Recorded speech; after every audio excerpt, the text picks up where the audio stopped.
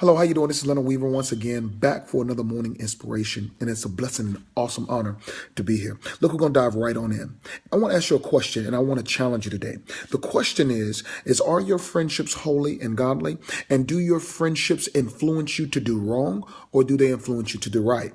And here's my challenge is if any one of those questions you answer yes to, and it's the wrong or negative response, I want to challenge you to sever ties and ask God for a new beginning concerning your relationships. I'm talking about 2 Corinthians chapter 6, verse 14. The word of God says to not be unequally yoked with unbelievers. Now, the word there, unbeliever, is very simple to us. Those are people who don't believe in the word of God or in God or that a God exists as in Jesus Christ. And that's understandable because there are a lot of people who do not believe. And I want to challenge you, are you friends with those type of people? The second thing is, do you understand what a friend is? I think the word friend is being used too broadly nowadays. And I think friend is a very intimate word that means something super intimate. Covenant, relationship, covering, sacred. And I think it's something that is to definitely be taken very importantly when you're talking about friend. Well, the word of God says to not be unequally yoked. A yoke was a device that was used back in the day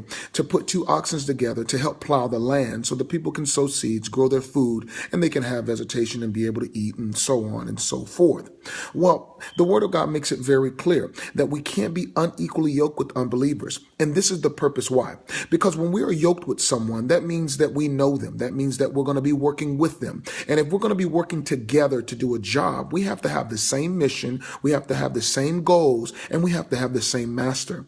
And this is the reason why, is because when we're plowing down, when times get hard and things get rough, we know exactly who we're going to depend on, and we don't have to question, think, beg, or cry about what we're going to do, because both of us are on the same thinking, we're both on the same timing, and we're both on the same belief system. And so it's very vital that when we do partner, we partner with believers, but we be more of an influence to the unbeliever and not necessarily be yoked to the unbeliever. It's nothing wrong with being yoked to believers, but it's not being yoked to the unbelievers. We are to be a light to them. We want them to be a part of us. We want them to be yoked to us, but we first have to be a light to them because we want to show them the right way to do things.